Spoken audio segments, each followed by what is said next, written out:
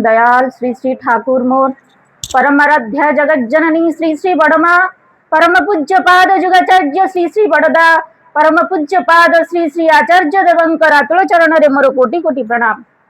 आज का ये पवित्र मातृ सम्मेलन में उपस्थित सभी माओं को, छोटे छोटे बच्चों को और दादा लोगों को मेरा आंतरिक राव जय गुरु। रिमझिम बारिश के झंकारों में आविर्भूता हमारी माँ इस धराधाम में, पावन आशीष का उपहार लेकर धरती को कोने कोने को तृप्त करने आई, हर बूंद में संगीत का मधुर संगीत भरकर। सच में आज का दिन कितना ही पावन है, ये महीना कितना पावन है जिस महीने में हमारी माँ आविर्भूत हुई है। और हम सब कितना ही भाग्यशाली है कि इस महीने में हम लोग श्रावण परिक्रमा कर रहे हैं, घर घर जन जन में जाके माँ की बात बता रहे हैं।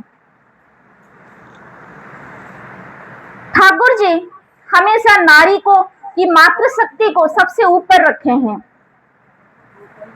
एक छोटे से कहानी से शुरू करना चाहूंगी। ठाकुर जी जब छोटे थे, जब स्कूल में पढ़ते थे, तब वो खेलते हुए उनका पाँव में कांच का टुकड़ा लग गया, तो बहुत ही ब्लीडिंग हो रहा था। तो वो जो माता मनमोहिनी को जाके बोले, माँ मेरा पैर में बहुत खून बह रहा है, मैं आज स्कूल नहीं जा पाऊंगा। माँ बोले चुप कर, चुपचाप स्कूल जा। एक शब्द भी नहीं बोले, स्कूल चले गए। जब माँ शाम को जब वो घर लौट के आए, तब देखे सच में मेरा बच्चा का कितना ही ब्लीडिंग हो रहा था, मैं कितना निष्ठुर हूँ, उसको स्कूल भेज दिया। तो इससे पता चलता है ठाकुर का मातृभक्ति कितना ही श्रेष्ठ है। माँ के आज्ञा के आगे सब कुछ तुच्छ है ठाकुर जी के लिए। युगों युगों से नारी वंदनीय पूजनीय नारी है, धात्री केत्री कत्री नेत्री हर जगह पे नारी है। वैदिक युगों से लेके आधुनिक युगों तक नारी सब जगह पे है। नारी जो है प्रकृति और पुरुष का मिलन से ही ये संसार का सृजन होता है। अगर भगवान ये सृष्टि करता है, नारी ये सेकंड सृष्टि करता है, इसमें कोई दोहरा ही नहीं होगा। भगवान ये जीवात्मा को इस पृथ्वी को भेजते हैं, हमारे कर्म के अनुसार हमारा जन्म होता है, लेकिन इस जीवात्मा को धारण कौन करता है? इस जीवात्मा को धारण करता है ये नारी। नारी में इतना शक्ति है कि उसके अंदर अगर असुरी शक्ति भी जाए, वो भी देवलोक बन जाए। जैसे कि कायधु के गर्भ से प्रहलाद जन्म लिए थे। नारी का अगर हम लोग व्याख्यान करेंगे, नारयति इति नारी, जिसमें धारण करने की क्षमता है। अगर देखा जाए हमारे जो पुरुषोत्तम के साथ है हमारे परमा प्रकृति, विष्णु जी के साथ है लक्ष्मी, कृष्ण के साथ है राधा, ईश्वर के साथ है ईश्वरी। इस क्रम से ये सृष्टि का सृजन होता है। उस दिन प्रभु रामचंद्र जी ने भी बोला था, जननी जन्मभूमिश्च स्वर्गादपि गरीयसी। इसका मतलब क्या है? जननी और जन्मभूमि स्वर्ग से भी बड़ा है। और शास्त्र अनुमोदित जो पंचदेव पूजा बताया गया है, उसमें मातृ को सर्वप्रथम स्थान दिया गया। इसीलिए बोला गया है मातृदेवो भव, उसके बाद ही आता है पितृदेवो भव। तो देखिए नारी का महत्व युगों युगों से कितना ही ऊपर है। अगर आधुनिक युगों में देखा जाए, अगर हम लोग इंग्लिश वर्ड देखेंगे, वुमेन एंड फीमेल, वुमेन में क्या आता है? उसके अंदर मैन होता है, MAN। फीमेल में क्या होता है? MALE, मेल भी उसके अंदर ही है। तो वुमेन और फीमेल है, उसके अंदर ही वो पुरुष का तत्व जुड़ा है। इसीलिए तो ठाकुर जी मातृ सम्मेलनी का जो प्रचार प्रसार किए थे उस समय में, कि एक हेल्दी नेशन का कैसे निर्माण हो सके। ठाकुर जी बोले हैं, mother is a first teacher and chief architect of A future generation. उसका मतलब क्या है? ये बच्चा सीखता है पहले किससे? उसके माँ से, उसके गर्भ। ठाकुर जी जो उनके जो 10 संस्कार बताए हैं, गर्भ संस्कार उसमें सर्वोत्तम है, क्योंकि जो गर्भ संस्कार से जो जनरेशन आता है, उससे ही हमारा समाज जो पुष्ट होता है। अगर आप लोग देखेंगे हिस्ट्री से अब तक बुद्धि में, योद्धा में, सेवा में नारी सबसे आगे है। अगर बुद्धि में देखा जाए लीलावती, गार्गी, उनका बुद्धि तो अपरंपार है। सेवा में देखा जाए मदर टेरेसा, और अब योद्धा में देखेंगे तो झांसी रानी लक्ष्मीबाई, अहल्याबाई। अहल्याबाई एक आम घर से आई थी, एक निम्न मध्यवित्त फैमिली से, वो राजरानी बनी, समाज के लिए कितना कुछ वो चेंज की, पढ़ाई भी शुरू की। तो ये सब कैसे होता है? तो हम सब क्या है? हम सभी ईश्वर के संतान हैं, हमारे अंदर ईश्वरत्व है। तो इस ईश्वरत्व को जागृत कैसे करें? अगर देखा जाए, मेरा नाम रश्मिता है, अगर मेरे अंदर से ईश्वर चले गए तो मैं क्या रश्मिता रहूंगी? नहीं, मैं सब बन जाती हूँ। तो हमारा अस्तित्व भी इस ईश्वर से ही जुड़ा है। तो हमारा जीवन है बहुत ही शॉर्ट है, a life is too short. इस शॉर्ट लाइफ पीरियड में हमारा जीवन का उद्देश्य क्या है? हमारा जीवन का उद्देश्य है भगवत प्राप्ति करना। ये भगवत प्राप्ति हम लोग करेंगे कैसे? भगवत प्राप्ति करने के लिए पहला होता है गुरु का आवश्यकता। गुरु कौन है? गुरु जो सद्गुरु हो सकता है, सद्गुरु जो कि जीवन का सत्यता उनको पता है, जीवन का ट्रुथ उनको पता है। इसीलिए तो हम लोग गुरु वंदना में बोलते हैं, अज्ञानतिमिरन्धस्य ज्ञानांजन शलाकया चक्षुर्मीलितं येन तस्मै श्री गुरवे नमः। उसका मतलब क्या है? अज्ञान रूपक जो हमारा अंधकार है हमारा अंदर, वो निकालकर हमको ज्ञान रूपक उज्जवल देता है। पथ तो बहुत है, मार्ग तो बहुत है, दिशा भी बहुत है, लेकिन सही दिशा कैसे, कौन हमको दिखाएगा? वो हमको गुरु ही दिखा सकते हैं, क्योंकि हमारे माँ पिता तो हर समय हमारे पास नहीं रहेंगे, लेकिन हमारे गुरु, उनको जो वाणी, उनका जो मार्ग हमारे साथ हमेशा ही रहेगा। अगर हम लोग मुक्ति पाना चाहते हैं तो बोला गया है कि गुरु के बिना ज्ञान नहीं, ज्ञान के बिना मुक्ति नहीं। तो इसीलिए ज्ञान हम लोग कैसे आहरण करें? जो ठाकुर जी हमको जो बहुत सारे वाणियां दिए हैं, बहुत सारे जो पुस्तकें हैं, उसका अध्ययन करके उसको आचरण में कैसे डाले, वो है महत्व रखता है। खाली पढ़ने से नहीं होगा, उसको आचरण में ढालने से ही हमारा पड़ोस पड़ोसी लोग देख के वो लोग भी इंस्पायर्ड हो गए। सब इंसान को सुख चाहिए, किसी को सुख नहीं चाहिए, सभी को सुख चाहिए। सुख का मूल क्या है? सुख का मूल है धर्म। इसीलिए बोला गया है सुखस्य मूलम धर्म, धर्मस्य मूलम आदर्श। इसीलिए आदर्श का अनुकरण करना नितांत आवश्यक है। आदर्श जो अनुराग होता है, उससे होता है वृत्ति नियंत्रण, वृत्ति नियंत्रण से होता है धृति, धृति से आता है सहानुभूति, सहानुभूति से आते है सहति, सहंति से आता है शक्ति, शक्ति से आता है संवर्धना, संवर्धना से आता है प्रणिधान, प्रणिधान से आता है कैवल्य प्राप्ति। उड़िया में एक बोला गया है, आकाशे कौया चिलिका माछ। उसका मतलब क्या है? ये जो कैवल्य एक जो है चीज, वो स्वर्गवासी के लिए है। स्वर्ग का लोग ही कैवल्य प्राप्ति कर सकते हैं। कैवल्य का मतलब ये होता है कि मोक्ष प्राप्ति करना। लेकिन ठाकुर जी बोले हैं, मेरा दिया हुआ मार्ग अगर आप अनुसरण करते हो तो इस जन्म में आपको मोक्ष प्राप्ति हो सकता है, आपको अगला जन्म नहीं धारण करना पड़ेगा।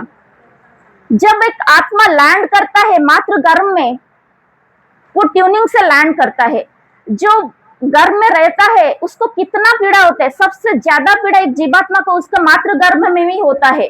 ये मूत्रा से मूला से अंदर रह के ये जीवात्मा कितना तड़पता है, भगवान को प्रार्थना करता है, भगवान में कैसे इस ये नरक यंत्रणा से कैसे बाहर निकलूं, मैं आपका पूजा प्रार्थना करूंगा, मैं आपका यश कीर्तन घर घर में पहुंचाऊंगा। लेकिन जैसे ही हम लोग बाहर निकलते हैं, माया के कबल से हम सब भूल जाते हैं। लेकिन जो लोग ठाकुर जी को पकड़े हैं, जो लोग गुरु को पकड़े हैं, उनको माया कभी भी ग्रासित नहीं कर सकता। क्यों? क्योंकि ठाकुर हम लोगों को नाम दिए हैं। नाम का महिमा इतना अपरंपार है। हमारा जो रजिस्टर है, जो प्रारब्ध संचित कर्म है, वो सब फाड़ के फेंक देता है नाम। तो हमारा जो आगे का जो जीवन है वो भी सुखमय हो जाता है नाम के, उसका जो नाम का जो महिमा है उससे हमारा आगे का जीवन भी सुखमय हो जाता है। ठाकुर जी का अनुसरण करने के लिए हमको पहले दीक्षा लेना पड़ता है। शिक्षा एंड दीक्षा। शिक्षा से क्या होता है, जीवन सफल होता है। हमको क्या होता है, हमको सक्सेस मिलता है शिक्षा से, लेकिन दीक्षा से जीवन सार्थक होता है।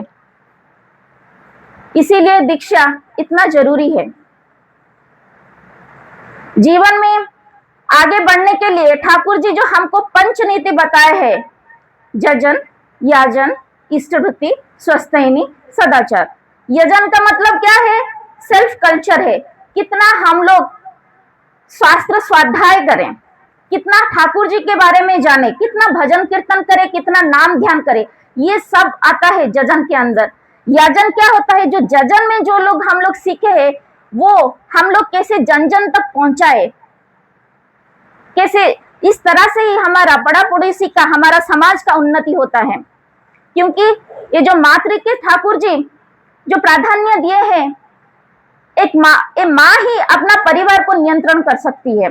अगर परिवार का उन्नति होता है तो एक सोसाइटी का उन्नति होता है, अगर एक सोसाइटी का उन्नति होता है तो समाज अपने आप उन्नति के दिशा में चल पड़ता है।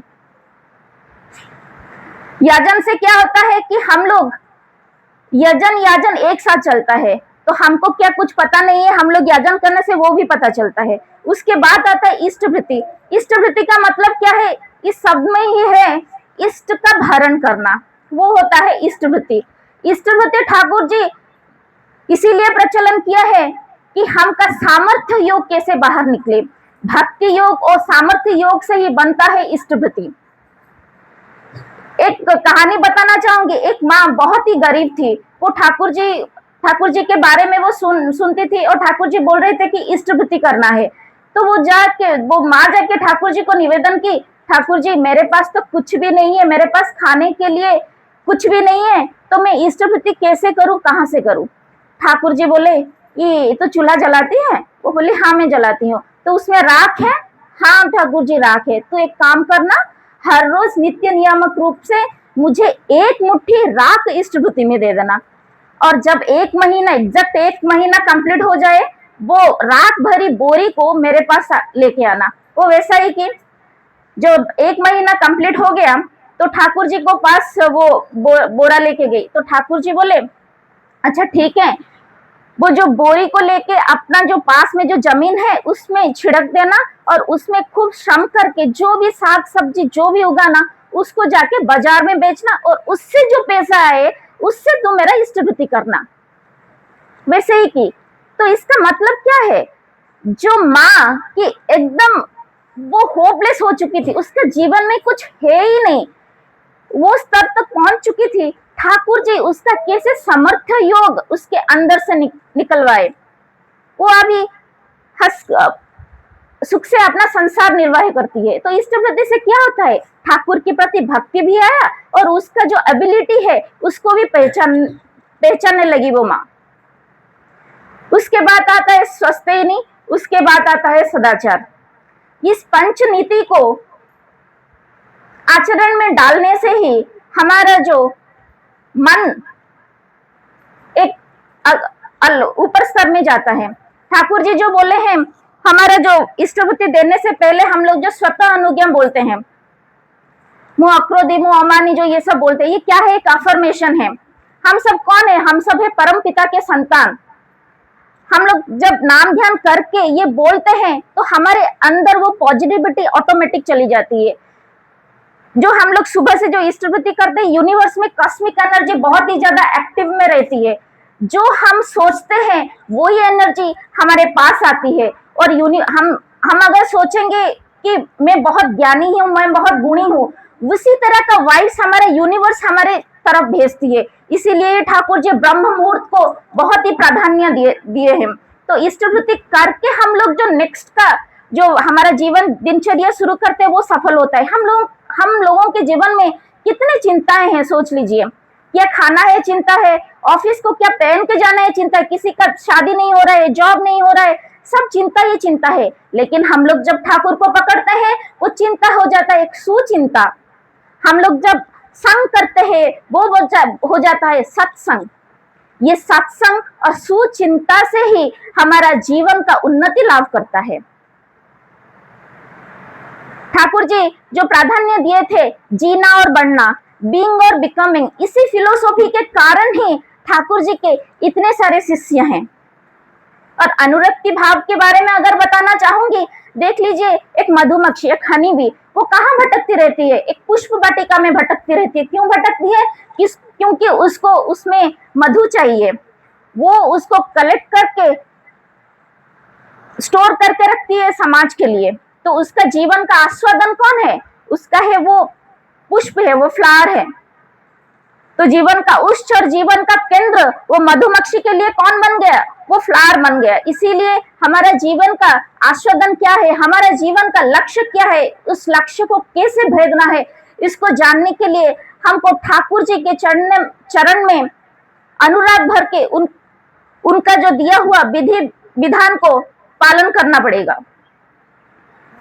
आज का ये पवित्र मातृ सम्मेलनी जो बड़मा के लिए जो हम लोग आयोजन कर रहे हैं, बड़मा का जो गुण गरिमा जन जन तक पहुंचाने के लिए कोशिश कर रहे हैं, उनका जो अष्ट वैशिष्ट्य जो है, निष्ठा, धर्म, सेवा, साहस्य, शुश्रूषा, संरक्षण, प्रजनन, ये अष्ट वैशिष्ट्य की जो अधिकारिणी है हमारा माँ, उनका धैर्य के सामने, उनके गुण के सामने हम तो कुछ भी नहीं है। लेकिन इस मातृ सम्मेलनी के माध्यम से अगर कुछ भी तिनका भर भी हमारे अंदर अगर जागृत हो जाए, तो कितने माए हम लोग आए हैं। अगर सब माओं में एक एक गुण अगर जागृत हो गए थोड़ा सा, तो सोचिए कितने फैमिली एलिवेट हो जाएंगे। इसीलिए मातृ सम्मेलनी को इतना इंपॉर्टेंस दिया गया है। बड़मा का जो उनका जो ब्रेवनेस है, कैसे टाइगर को वो अपने घर से जो निकल गए, कितने भी पुरुष लोग थे उस वक्त, लेकिन बड़मा डट के सबसे आगे खड़ी रही उसको निकालने के लिए। और संरक्षण के मामले में ठाकुर जी जब भी कुछ भी देती थी उनको, तो वो स्टोर करके रखती थी, कभी भी उसका प्रयोजन आ सकता है। और निष्ठा के बारे में देखा जाए, ठाकुर जी जब अस्वस्थ होते थे, वो दिन दिन रात भर के वो जग के उनका सेवा करती थी। और पढ़ने में आया है अराउंड 52 डेज वो एक दाना का एक निवाला भी नहीं ली थी। ठाकुर जी के प्रति इतना ही निष्ठा था उनका। जब तक ठाकुर जी स्वस्थ नहीं हो जाते, वो एक दाना का एक कण भी ग्रहण नहीं की थी। तो इतना बोल के मैं अपना आलोचना को यहाँ पे विराम देती हूँ। आशा करती हूँ कि हम लोग कोशिश करेंगे कि हमारा बड़मा का एक एक गुण हमारे अंदर कैसे जागृत करें। जय गुरु।